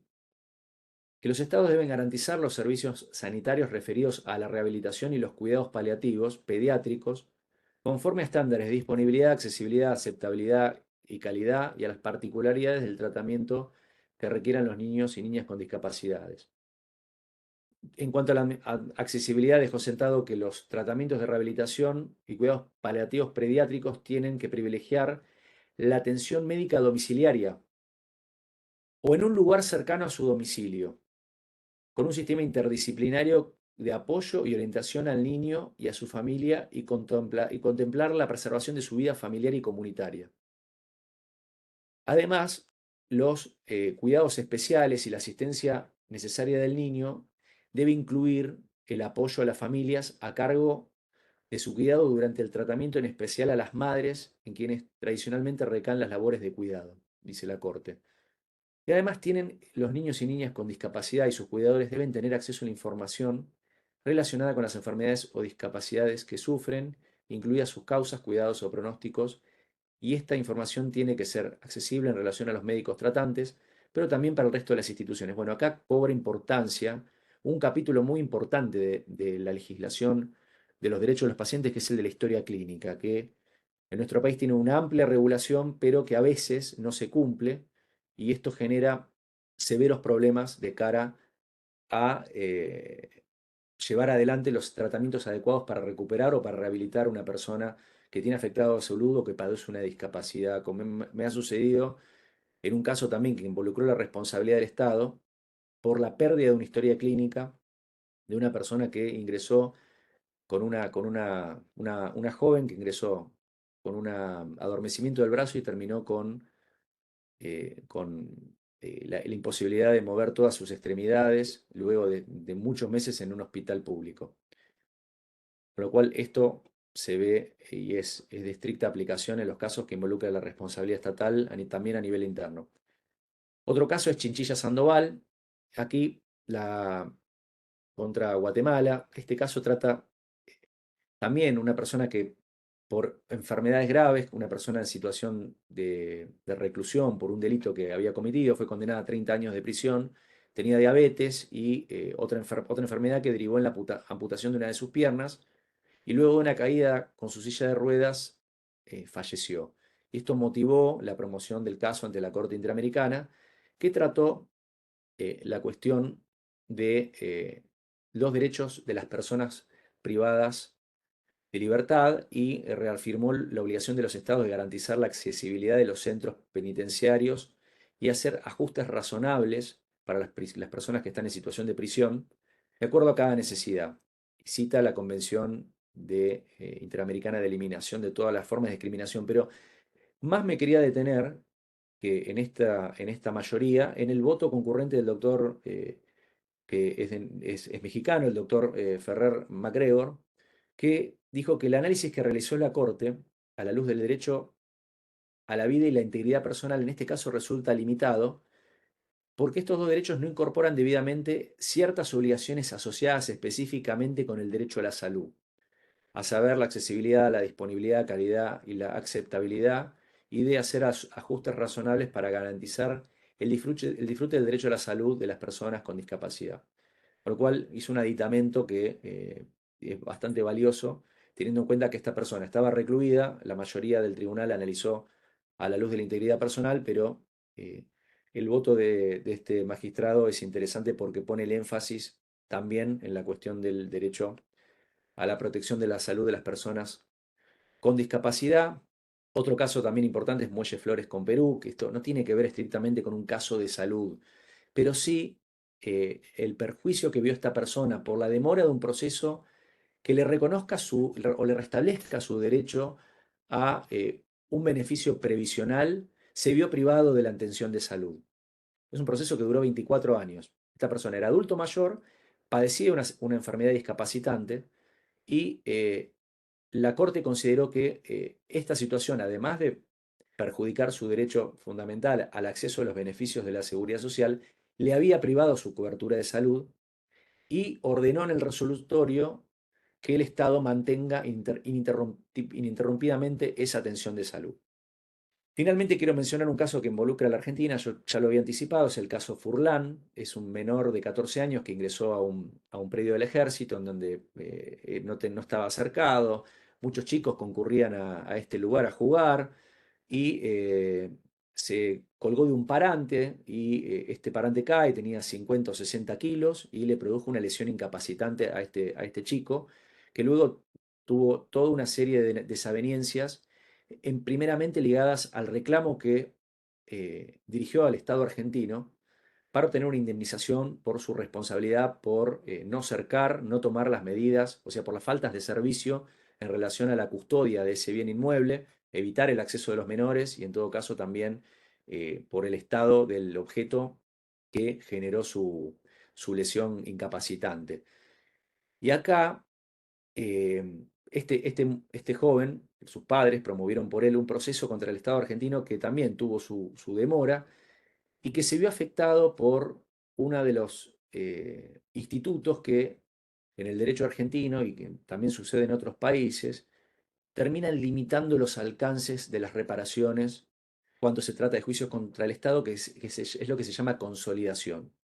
Es un mecanismo que difiere en el tiempo el pago de una condena y que permite, en ciertas hipótesis, no voy a explicar esto pues es complejísimo y os voy a aburrir, permite el pago de la sentencia con bonos. Resulta que cuando cobra los bonos este joven, la condena termina siendo, digamos, el importe de la condena termina siendo una tercera parte de lo que le hubiera correspondido y esto impactó negativamente en una familia que ya era escasa de recursos para poder llevar adelante la atención médica de esta persona, de este menor que quedó en situación de vulnerabilidad. Luego recibió diversos tratamientos para poder recuperarse, tuvo una mejora, eh, tuvo intentos de suicidio, o sea, la verdad que una situación bastante traumática. Recibió una pensión no contributiva y hasta el año 2014, por lo que pude averiguar, estaba trabajando en una organización estatal, la Auditoría General de la Nación. Y en este caso, la Corte Interamericana declaró la responsabilidad del Estado por la violación del derecho a la integridad personal y el derecho a las garantías judiciales. Y ustedes van a decir, bueno, pero no tiene que ver con la salud, sí, porque tiene que ver, porque dispuso que el Estado debía brindar la atención médica y psicológica o psiquiátrica gratuita y en forma inmediata, adecuada y efectiva a través de sus instituciones públicas de salud especializadas a las víctimas que así lo soliciten. Y dijo que el Estado debe adoptar las medidas necesarias para asegurar que al momento en que una persona es diagnosticada con graves problemas o secuelas relacionadas con discapacidad, le sea entregada a su persona una carta de derechos que resume en forma sintética, clara y accesible los beneficios que contempla la normatividad argentina. Con lo cual, bueno, esto es básicamente lo que quería traer a colación en referencia a la Corte Interamericana. Sucintamente, y para ir cerrando y no aburrirlos más, si tienen alguna pregunta o alguna otra o una inquietud, apenas termine, puedo, en la medida de mis posibilidades, lo voy a contestar. La legislación argentina en materia de discapacidad tiene su vertiente federal, repito, está en la Constitución argentina el deber positivo del Congreso de regular y igualar a favor, dando todas las acciones positivas a favor de las personas con discapacidad para que pueda nivelarse su situación respecto de las personas que no lo padecen. Y hay una ley, de facto, la ley 22.431. Argentina desde el año 76 al 83 vivió un periodo de gobierno de facto. Y esta es la ley de Sistema de Protección Integral de las Personas con Discapacidad, en donde el Estado asume un rol de prestador directo subsidiario en distintas materias que no solamente involucran la salud, sino la seguridad, la promoción del empleo, etcétera, etcétera, etcétera. Establece también un instrumento que es de frecuente utilización para las personas que lo padecen, que es el Certificado Único de Discapacidad, que ha merecido diversas modificaciones, entre ellas las que establecen las normas al pie de la filmina, una reciente en la cual se puede extender con o sin fecha de vencimiento. En la ley 25.504 estableció el certificado único. También tenemos un decreto del año 97 que crea un sistema único de prestaciones básicas para personas con discapacidad para garantizar la universalidad de la atención de las mismas por la integración de políticas, recursos institucionales, etc. Y encontramos una ley más reciente, también de los años 90, que es la ley 24.901, que pone en cabeza de las obras sociales las prestaciones y la cobertura total de las prestaciones enunciadas de la ley que necesiten las personas con discapacidad, entre otras diversas manifestaciones positivas que están a cargo de estos organismos o en su defecto, como bien les decía, del Estado.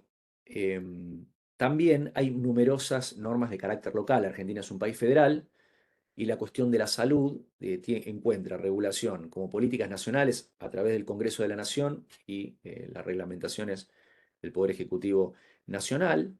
Y también encontramos legislación a nivel provincial, es decir, de los estados miembros que componen la Argentina, que es un estado federado, un estado federal, quiero decir, y encontramos leyes en la provincia de Buenos Aires que también abordan la cuestión de la discapacidad, entre otras provincias. Para ir cerrando, jurisprudencia argentina sobre el rol del Estado. La Corte dijo que el Estado es garante o coordinador del sistema de salud. Ahí pongo la cita de los fallos para el que quiera verlo. Esto se pueden buscar a través del sitio csjn.gov.ar. Hay un ítem de sumarios y fallos completos que es absolutamente destacable por su claridad y su accesibilidad. Y lo ha enfatizado en diversos antecedentes, cuando se trata en especial de personas con discapacidad. En otro caso dijo que si bien la ley 24.901 crea un sistema de prestaciones básicas de atención integral a favor de las personas con discapacidad y se deja a cargo de las obras sociales de la ley 23.660 la obligatoriedad de la cobertura, frente al énfasis puesto en los tratados internacionales para preservar la vida de los niños, el Estado no puede desentenderse de sus deberes haciendo recaer el mayor peso en la realización del servicio en entidades que no siempre han dado adecuada tutela asistencial. ¿Qué quiere decir esto? Que si existe un reclamo contra el Estado y el Estado no puede escudarse en que existe un prestador designado por la ley como garante primario para eludir sus responsabilidades. Hay un caso que es muy interesante, que es Campodónico de Bebacua, donde se analiza esta cuestión, en donde se trata un amparo, en donde el Estado puso como defensa que no era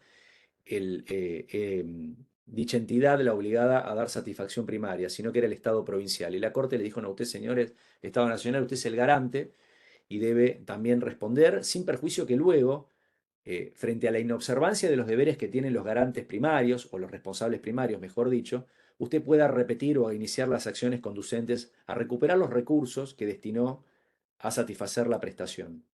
Con lo cual, el eje está en el cumplimiento y la tutela de derechos más que en qué bolsillo o cuál es la competencia administrativa específica para satisfacer la prestación respectiva. Esto es a modo de una conclusión preliminar.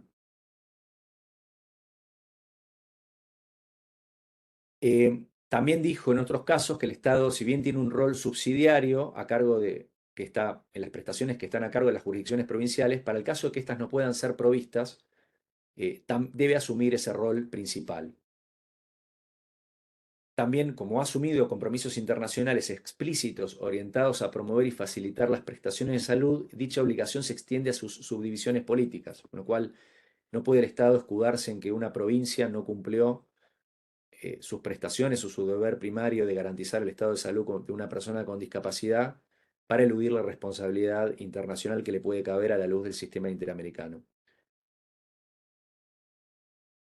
También dijo en otro caso que en caso de prestaciones médicas de beneficiarios de pensiones no contributivas, estas pensiones no contributivas son los beneficios que obtienen las personas que están en una situación de vulnerabilidad agravada. Y aquí dice que en estos casos, en estas hipótesis, es evidente la función rectora que ejerce el Estado Nacional en el campo de la salud y la labor que compete al Ministerio como autoridad para garantizar la regularidad de los tratamientos sanitarios requeridos por personas discapacitadas, coordinando sus acciones con obras sociales y los estados provinciales, sin mengua de la organización federal y descentralizada que corresponda para llevar a cabo tales servicios. Esto es un breve pantallazo de la doctrina que la Corte Suprema, que repito, es el máximo intérprete de la Constitución en nuestro país, y que su jurisprudencia, si bien no es obligatoria para todos los tribunales inferiores, porque no es un sistema de acatamiento ineludible o obligatorio, sí es una guía e intérprete y debe ser seguida, en principio, por los tribunales, teniendo en cuenta principios de practicidad y economía procesal, más allá del valor institucional por emanar de la Corte Suprema como máximo tribunal del país. En cuanto a la integralidad de las prestaciones, esto es un tema que acá presenta algunos matices en la jurisprudencia de la Corte. En algún caso que vinculaba a una institución bonaerense pública de prestación de servicio de salud, fallos 337-222, dijo que correspondía confirmar el pronunciamiento de la instancia anterior que daba una cobertura integral a la formación laboral jornada doble que padece una persona con discapacidad, porque se sustentó en las disposiciones de la Convención de los Derechos de las Personas con Discapacidad aprobada por ley y en claras normas de rango constitucional. Acá aparece, fíjense, esta mayor jerarquía institucional que tiene a partir del año 2018 esta convención que he tratado en esta exposición. Ahora bien, en algunos casos, lo que se ha presentado es un conflicto entre la reglamentación interna que pone topes a las coberturas. Y en estos casos encontramos sentencias de primera instancia y de Cámara que hacen caso omiso a los topes, entendiendo que la integralidad implica cubrir el 100% de la prestación. Y esto, la Corte, a mi modo de ver, lo que intenta es que se efectúe una consideración casuística para saber si la aplicación del tope implica en el caso concreto, la situación particular de la persona con discapacidad, que también tiene asistencia de sus familiares en muchos casos, si implica una violación a su derecho a la salud a la luz de la Convención. Y aquí vamos a encontrar decisiones que, por ejemplo, que consideran arbitrarias decisiones que han condenado a cubrir el 100%, como sucede en fallos 340, 1269, porque dice, si se aplica, si no se aplican estas normas, estas reglamentaciones, se soslaya la competencia que se le atribuye a la autoridad de aplicación para reglamentar el alcance de las prestaciones, dejando en manos de los profesionales que atienden al menor y de sus progenitores la determinación de lo que ha entenderse por atención integral contemplada por el sistema. Y así vamos a encontrar otros casos como los que están aquí mencionados. La Corte también dijo que la ley 24.901, que tiene un sistema de topes en su reglamentación específica, no, digamos, no es inconstitucional, porque implica que el agente de servicio de salud se encuentra necesariamente comprendido en ese régimen legal y por tener topes no está obligado a asumir el gasto total de prestaciones. Bueno, esto vamos a encontrar jurisprudencia a nivel federal y local, en donde algunos entienden la integralidad como la obligación de dar cobertura al 100% sin considerar la situación específica de aquel que requiere auxilio judicial, y muchos conflictos se dan en relación a la carga probatoria, es decir, ¿quién debe probar la situación de, digamos, nivel adecuado de recursos para poder justificar la legitimidad de los topes?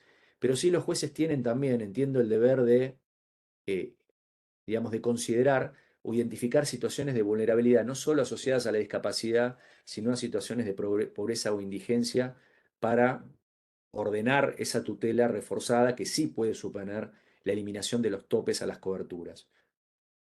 ¿Por qué? Porque esa persona naturalmente no tiene recursos como para poder accederlos y, en definitiva, se frustraría su derecho a la salud si se los exigiera.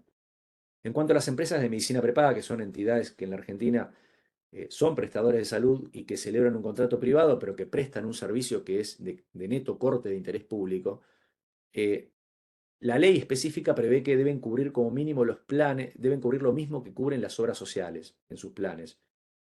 Y la Corte dijo que si bien la actividad que asumen estas empresas presentan rasgos mercantiles, en tanto las mismas tienden a proteger garantías vinculadas, bueno, a la vida, la salud, seguridad, adquieren un compromiso social con sus usuarios que obsta, perdón, que puedan desconocer un contrato a consecuencia de contraer su propio objeto, por lo cual deben siempre asegurar a los beneficiarios las coberturas legalmente establecidas. Bueno, esto es el contenido de la charla, espero haber sido claro. Les repito, cualquier inquietud que puedan tener, estoy a disposición y reitero mi agradecimiento a los organizadores y a todos ustedes. Muchas gracias, doctor Enrisi. Excelente la disertación y sobre todo muy esclarecedora incluso para los que somos abogados y espero que para aquellos que no lo son haya sido de utilidad a los fines de profundizar el conocimiento en esta temática. Ahora, antes de dar por finalizada nuestra jornada, vamos a abrir un poco el espacio para preguntas de los participantes, a ver quién se anima a romper el hielo. ¿Alguna pregunta para el doctor Enrisi que sea conducente y vinculada con su disertación?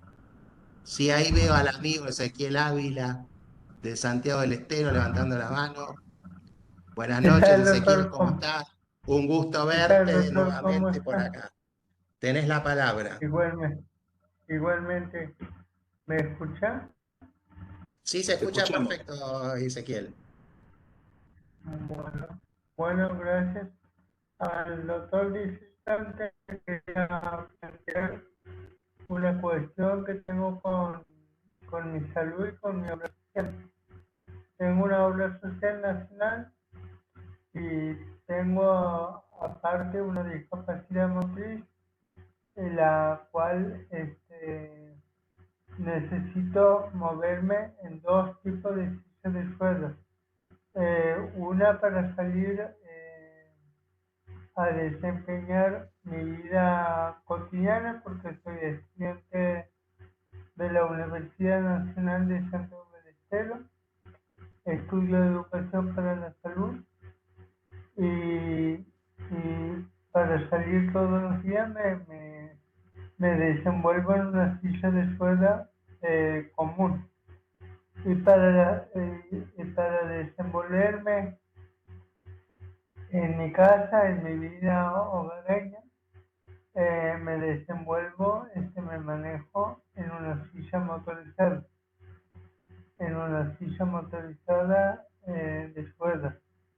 Y bueno, ahora estoy teniendo problemas con la silla motorizada porque ya tiene sus años de uso y esta silla motorizada lo obtuve en el año 2016 por donación del intendente de aquí de mi querida ciudad de La Banda en ese año. Bueno, ahora ya el intendente que era de aquí se le ha cumplido el plazo de gestión y ahora estoy teniendo problemas con la silla motorizada y quería saber si puedo solicitar a la obra social que se me cubra la silla motorizada con el fin de desempeñar las ABD, que son las actividades de la vida diaria, para una total independencia aquí dentro de mi domicilio. Esa es mi pregunta. Bueno, Ezequiel, gracias por la pregunta. En términos generales, cuando se da algún tipo de situación como la que te escuché atentamente que estás planteando, lo que corresponde es peticionar, es hacer algún tipo de pedido formal a la prestadora de salud, en este caso a la obra social. Yo lo hablo en términos genéricos porque no puedo darte un asesoramiento concreto. Vamos a tomar como que es un caso académico, ¿no?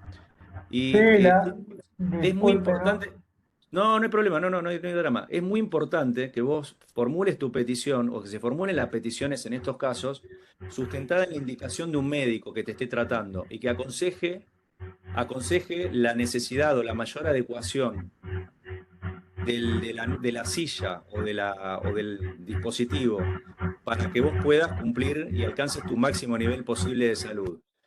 Eh, Ese requerimiento formal, el prestador de salud tiene el deber de contestarlo. ¿Por qué? Porque vos hiciste un pedido y ellos tienen también el deber correlativo para prestar un servicio de neto interés público, tienen el deber de responderlo por sí o por no.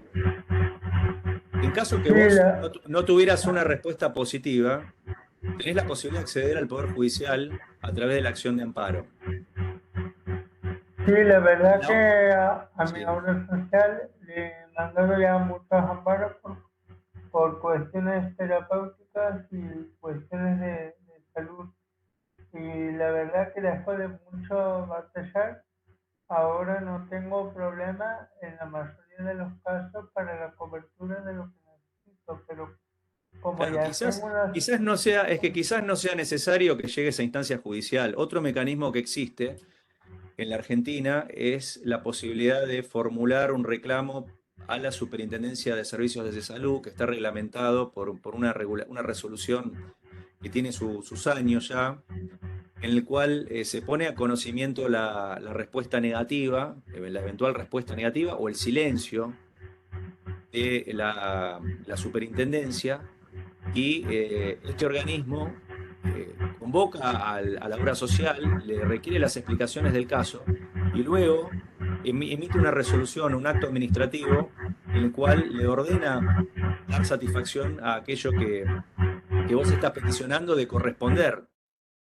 Con lo cual no siempre la vía judicial, que implica algún tipo de costo, implica básicamente el abogado, digamos, y la tasa de justicia y algunas otras, y poner en funcionamiento el conflicto en el plano judicial, no siempre es la solución única. A veces el mero reclamo puede darte una respuesta satisfactoria a la entidad, sí. Puede contestarte sí a medias, sí, bueno, parcialmente te puedo cubrir hasta tal porcentaje, te puede decir que no, o puede no manifestarse. Que eso en el caso de los efectores de salud, yo siempre explico cuando tengo que dar clase eso, que esa es la peor opción. Siempre es mejor desde el lado de los entes estatales, obras sociales, empresas de medicina prepaga, que no son estatales, son privados, pero siempre es evidenciar una respuesta formal, fundada y con elementos médicos o técnicos que sustenten la negativa en todo caso. Pero por eso, todas las cuestiones que tengan que ver con peticiones del derecho a la salud no son meramente jurídicas, están íntimamente relacionadas con aspectos médicos. Por eso se requiere que los pedidos estén sustentados con la indicación de tu médico tratante y eventualmente que la entidad que te tenga que dar una respuesta también tenga una respuesta desde el sector de auditoría médica. Esto es lo que suele suceder en este tipo de conflictos y quizás en un caso como el tuyo, como el que planteas, puedas tener una respuesta favorable si vos lo planteas de esta manera y ojalá así sea. Muchas gracias, Ezequiel, y por la respuesta, doctor Enrisi. Ahí estaba levantando la mano hoy el doctor Héctor Salomón. Doctor Salomón, un gusto verlo y escucharlo como siempre, ¿eh? Así que le cedo la palabra. Está muteado, doctor. ¿Escuchan? Ahora Ahora sí. sí. Buenas tardes. Hola. Hola. Te escuchamos, Héctor. Hola, ¿qué tal? Buenas noches. Bueno, muchas gracias, doctor. Muy buena su conferencia. Bueno, yo disiento humildemente en un solo punto, digamos, que es en lo relativo a los fallos de la Corte Interamericana.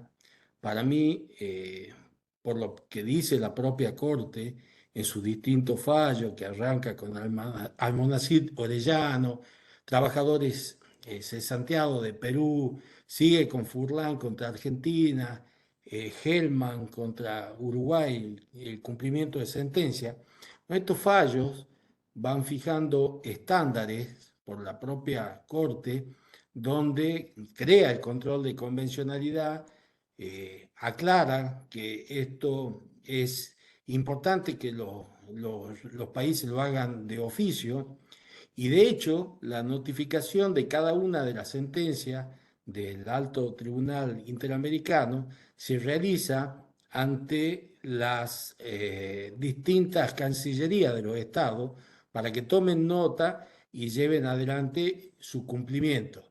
Bueno, desgraciadamente esto es de interpretación dispar, no es absoluta, por eso es una discrepancia que podemos tener, pero esto dice la Corte en su fallo, la Corte Interamericana, y de hecho es muy trascendente lo que van sosteniendo y cómo van fundando derechos, ¿no? Eh, Simplemente esto. Gracias. No, gracias y bienvenida a los puntos de vista y las discrepancias. Eh, yo solamente lo que quería, no quería entrar en ese terreno en esta exposición, pero sí eh, desde la práctica y de alguna manera desde la observancia y la lectura de los fallos que tenemos acá en provincia de Buenos Aires, a nivel federal, y en donde se tratan las cuestiones de salud en general, vamos a encontrar los fallos citados y referenciados. Creo que esta discusión es más bien institucional, está también el caso de Fontevecchia y otros antecedentes que revelan cierta oscilación de la consideración institucional de los fallos de la Corte Interamericana en relación a la Corte Argentina, pero en la práctica los vamos a ver y muy seguido para fundar decisiones positivas en amparos de salud, en medidas cautelares, en medidas autosatisfactivas en algunos casos. Yo, más que nada es una observación desde la práctica. Eh, Quizás en el tema de los derechos a la vida y la salud es donde más se ve. Se ven estas referencias al caso Furlan, al caso Ximénez López. Son pautas, dan algunas pautas que son útiles como fuente, sea el valor que se le asigne, son fuentes. Y también el Estado argentino suscribió estos tratados, integran el sistema interamericano, nuestro país integra el sistema interamericano de protección de derechos humanos. Ellos son intérpretes, la Corte Interamericana es intérprete del tratado y de alguna manera puede ser, hay un trabajo muy interesante publicado por el doctor Hitters sobre este tema, entre otros, de Mario Maciotra también, que puede ser que el no acatamiento de la doctrina, en algún caso concreto, por parte de los tribunales internos, aunque no involucre al Estado argentino, pueda repercutir negativamente en su responsabilidad por no seguirlo. Con lo cual son hipótesis que pueden darse o no, pero no dejo de observar esta tendencia de referir la sentencia de la Corte Interamericana. Cuando arranqué la carrera de Derecho, esto de casi no se hablaba. Y lo mismo, doctor, le habrá pasado también a usted, es decir, esto es, le diría, de los últimos 20 años a esta parte. Es progresivo y cada vez más frecuente. Pero le agradezco el punto de vista y bien vale su exposición. Muchas gracias, doctor Salomón, como siempre. ¿Hay alguien más que quiera hacer una consulta? En el chat tenía una consulta de Soledad Morinigo, pero no la veo conectada. Si está, le cedo la palabra. Y si no, ¿alguien más quiere hacer alguna consulta? Yo quiero hacer una consulta. No está la otra Psico, chica. Doctor, ¿cómo está? Buenas noches. perdón, ¿quién está hablando? Ariela, ¿no? Ariela Beatriz Silva. Soledad Ahora Morínigo. sí, la otra chica. Soledad Está la Molinigo, ¿qué tal? Perdón, pero Soledad Molinigo había dicho la palabra primero, le doy primero la palabra a ella y después te lo doy a vos, sí, no hay señora ningún Silva. problema. Bueno, Soledad, desmuteate y tenés la palabra. Si tenés cámara, mejor, y si no, no importa, te escuchamos. Ahí está, ¿ahí me escuchan? Te escuchamos muy bien. Tenés Hola, la muy palabra. buenas noches a todos. Lo que quería hacerle una consulta es con respecto a mi obra social, no sé si la puedo nombrar, al doctor que está presente. Es IOFA, yo tengo un chico con discapacidad que tiene TEL y bueno, empezamos con este problemita con IOFA ya hace, bueno, empezamos con los problemas desde el 2020, ¿no? Con este tema de las demoras de pago y demás, y este tema es que ellos se maneja con reintegro, ¿no? Empecé a manejarme con el tema de la Defensoría, el Ministerio de Salud y demás, y bueno, me recomendaron ellos que consulte a un abogado particular. Eh, el 2017 inicié un amparo, bueno, ellos cumplieron por el momento, y ahora me encuentro sin prestaciones, de vuelta, tengo que continuar el amparo. ¿Por qué? Porque no tengo prestadores en la zona, a lo cual ellos tampoco ofrecen prestadores, y a mí se me está complicando este tema de, bueno, que tengo que, o sea, recibir una X cantidad de dinero en mi cuenta y pagar a estos prestadores que, entre comillas, serían míos, ¿no? Eh, la verdad que no, o sea, son muy pocos acá, bueno, en Argentina, que se quieran dedicar pura y exclusivamente en IOFA. Bueno, yo, como le decía a Ezequiel, no puedo darles una respuesta o un asesoramiento porque mi trabajo me lo impide. Con lo cual Sí, no lo tomen a mal, sí puedo contestar en términos generales sobre situaciones que, bueno, que incluso algunas las traté en el libro. Es decir, la existencia de un prestador alternativo o la supervisión de un prestador alternativo es la obligación primaria, porque a veces el prestador es escogido por que no sé si es el caso que me comentabas, pero es escogido por el afiliado claro, en base a sí. la confianza o a la proximidad y no coincide con aquellos que están disponibles en la cartilla. Es decir, IOFA no es una obra social. IOFA es un instituto de obra social de las Fuerzas Armadas. Ese antes era el Instituto de Obra Social del Ejército. No tiene Sí, o condición de sea, obra yo tenía social. antes, tenía IOSE y pasamos ahora a IOFA, se unificó, vendría a Claro, ser las fuerzas. claro, antes era del Ejército y después de las Fuerzas Armadas.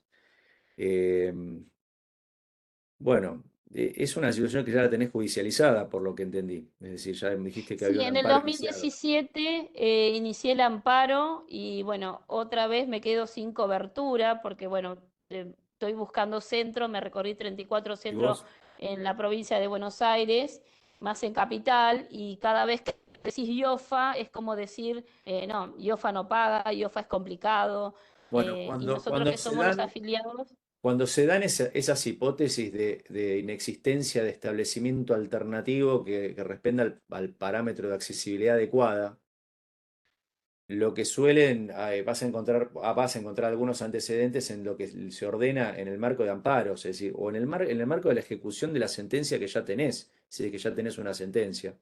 Es una no, cuestión que lo no tengo evaluará. sentencia todavía.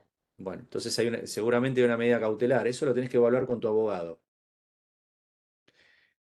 Cuál es el camino adecuado existiendo ya un proceso iniciado? Si la enfermedad es la misma, muchas veces las cuestiones se zanjan, las nuevas vicisitudes que se van dando en la relación de la prestadora y el afiliado, se zanjan en el mismo proceso, ya sea como incorporación de antecedentes nuevos pedidos de medidas cautelares, o cuando se llega a la sentencia definitiva, la sentencia lo que hace es reconocer tu derecho a la salud frente a alguna omisión, por lo general de un ente, el prestador, y en esos casos puede tener cabida este planteo en el marco de la ejecución de la sentencia. Pero esto es un tema jurídico, técnico, procesal.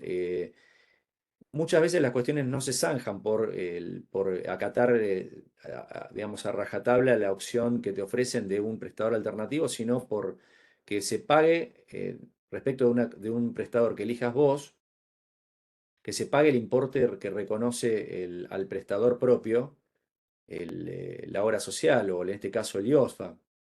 Es decir, la Ujú. condena o el mandato puede sustituirse en que el importe que destina a un prestador propio o un prestador convencionado sea aplicado a un prestador que vos elegís y que de alguna manera responde mayormente al criterio de accesibilidad. Después están las circunstancias de cada caso particulares, sobre los costos, la condición socioeconómica de cada persona, para que la justicia eventualmente evalúe si la cobertura tiene que ser total o solamente por ese importe que te decía. O sea, vas a encontrar casos en donde se ponderan otras cuestiones más allá de la discapacidad o la enfermedad en sí misma. Pero no te puedo decir mucho más porque es un caso en trámite y la verdad es que eh, trataría de dar una respuesta más bien enfocada a lo académico. No es mala voluntad, sino que no quiero cometer el error de asesorar. Listo. Muchísimas gracias, Muchas doctor. gracias, No, por favor. señora Soledad. No, Le muchas voy a gracias. pedir a los demás participantes que desean hacer preguntas que tratemos de no particularizar en un caso concreto, porque por razones obvias el doctor Enrisi no puede responder respecto a esto, pero sí puede responder preguntas vinculadas con la disertación que hizo y en términos generales sin particularizar situaciones. Me queda pendiente la señora Silva para que haga su consulta. Tiene la palabra, señora. Hola, sí, buenas tardes. Primero que nada, felicitarlos por la verdad que hermosa la charla, muy interesante. Y mi Muchas gracias. consulta, no sé si, por lo que aclaró, no sé si el doctor me la podrá responder, pero el tema es así. Tengo un sobrinito de 8 años que, que tiene discapacidad, tiene TDA, TDAH y tiene retraso madurativo. El problema es que va a un colegio del Estado y el colegio del Estado se niega a designarle una maestra integradora. El gabinete le dice que ellos no pueden hacer nada y que el nene tiene que ir a una escuela especial. Pero su psicopedagoga le indica que ellos tienen que integrarlo de la forma que sea y tienen que brindarle el derecho a él tener una maestra integradora en el colegio, porque no está, o sea, él no está para una escuela especial, le dice la psicopedagoga, y el colegio se niega a darle ese derecho. No sé si esto es así, no sé qué puede hacer su mamá, doctor. Sí, mira, en general, en los casos de este tipo, terminan en sede judicial por vías de amparo, por una acción de amparo, por lo general, y la cuestión queda sujeta en gran medida al criterio que adopte el cuerpo pericial. Eh, O sea, ella puede pedir Hay, un hay algo, amparo. sí, bueno, no quiero, no te lo puedo decir en términos de asesoramiento, te estoy tratando de contestar en general, para no incurrir en una Mm, falta en mi función como juez porque no puedo asesorar. Lamentablemente no lo puedo hacer, lamentablemente no lo ok, puedo hacer. Pero estos casos, ahí vas a ok, encontrar, vas a doctor, es encontrar entendible. muchos casos de amparos en los que está en discusión si corresponde o no la maestra integradora porque el médico tratante lo ordena y el Estado o el prestador del servicio de salud que debe abonar los costos de la maestra integradora lo niega. Y esto el juez no te va a dar la razón inmediatamente porque sí. En algunos casos, algunos tribunales entienden que se debe dar prioridad al médico tratante. Esta cuestión puede tener mayor cabida en una medida previa, en lo que sería una medida cautelar, por el interés superior del niño y por alguna valoración, digamos, en clave convencional que pueda elaborar el juez de brindarle esta maestra. Ahora, lo que resuelve estas cuestiones es el criterio del juez sustentado en evidencia médica. Por eso digo que si esto se judicializa, es muy probable que se necesite una tercera opinión. No solamente la del médico tratante del menor, no quiero particularizar en tu caso, o el caso de tu sobrino, Sí. O en el Ujú. criterio de la obra social del prestador. Es decir, se necesita un elemento de convicción para que el juez diga un objetivo, es decir, por un perito que pertenezca al cuerpo pericial que se lo pueda asignar, o por los organismos oficiales que asesoran a los jueces en cuestiones de índole médica. Pero siempre lo que debe priorizarse es la evidencia médica, porque a veces la aplicación a rajatabla de la prioridad del médico tratante da a lugar a situaciones a veces injustas o poco sustentadas más allá en otros intereses. No sé si me explico. Ok. Sí, sí, doctor. Clarísimo, Esa era mi muchísimas consulta. gracias. Muchísimas Doctor gracias, Enrisi, no, por favor, a usted. a ustedes. Están preguntando el título de su libro en el chat, doctor, si usted lo Bueno, puede. es Derecho a la Protección de la Salud, de Librería Editora Platense, año 2023. En realidad, noviembre de 2022, pero está disponible de este año. Ese es el título del libro. Agradezco el Bueno, interés. doctor, yo quiero agradecer su participación. La verdad que fue muy esclarecedora, reitero, como dije hoy, y seguramente lo vamos a comprometer para alguna disertación futura. Estamos un poco pasados con el tiempo, pero en nombre del Centro de Estudios de Apoyo y Difusión de las Personas, de los Derechos de las Personas con Discapacidad, quiero agradecer su participación a usted y a todos los participantes en esta jornada. Así que, bueno, si no hay más preguntas que no sean particularizadas al doctor No, Enrisi. porfa, quiero hacer una pregunta muy breve. Con Sí, respecto a, cómo bueno, no, Silvina. sí, perdón. La En una de las, última pregunta, pues se nos va el tiempo de asignación de la red, de sí, la perfecto. plataforma. Bueno, en una de Sí. las filminas decía que ahora el certificado único de discapacidad se puede pedir con vencimiento o sin vencimiento. Entiendo que esto es una resolución actual, ¿no? Como es algo Sí, nuevo. es muy reciente y la hemos conversado con el doctor Caro antes de la exposición. Es decir, va a depender del carácter crónico o no de la discapacidad. O es por un plazo o puede ser sin vencimiento, lo cual en estas hipótesis más delicadas, la verdad que facilita la situación de la persona con discapacidad. Creo que es una medida legislativa bastante razonable. Es No, importantísima. si no Me se parece. tiene que andar renovando, se tiene que andar renovando con lo que ello a veces implica, ¿no? Hacer trámites de renovación de estos documentos.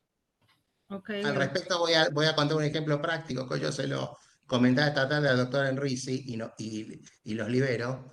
Yo tengo una discapacidad motriz congénita de nacimiento y le comentaba que en mi caso yo lo he tenido que renovar desde mi infancia, desde la entrada en vigencia de la 22431 en 1982, ya adolescente, no infancia, hasta la fecha cada 10 años, y realmente la renovación es un trámite burocrático cuando es una discapacidad de naturaleza permanente, porque hay que someterse nuevamente a estudios médicos, trámites, burocracia realmente inconducente para que lleguen a la conclusión del mismo certificado que se ha vencido. Por lo cual celebro la sanción de esta ley que nos evitará a futuro someternos a esos escarnios que realmente no tengan mucho sentido en algún tipo de discapacidad que sea permanente, reitero. Así Tal que cual, bueno, por eso me pareció súper importante destacarlo porque lo vi ahí al pasar con una filmina y parece que es un cambio, pero abismal.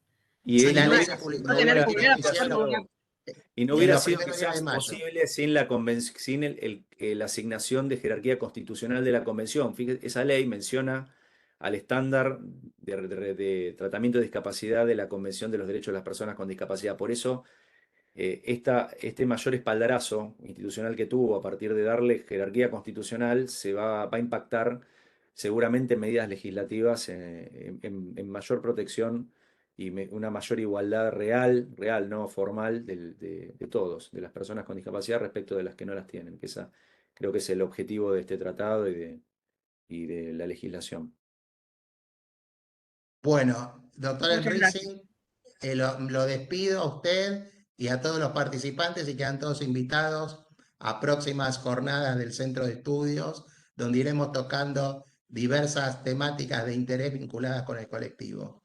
Así que bueno, buenas noches a todos, buenas tardes a aquellos Muchas que están gracias. en otro uso horario y nos vemos en la próxima actividad. Bueno, muchas Hasta gracias. luego. A disposición, hasta Adiós, luego. doctor Enrique, adiós. Muchas gracias. Chau, chau. Muchas gracias. Gracias, buenas noches. Muchísimas gracias, buenas noches.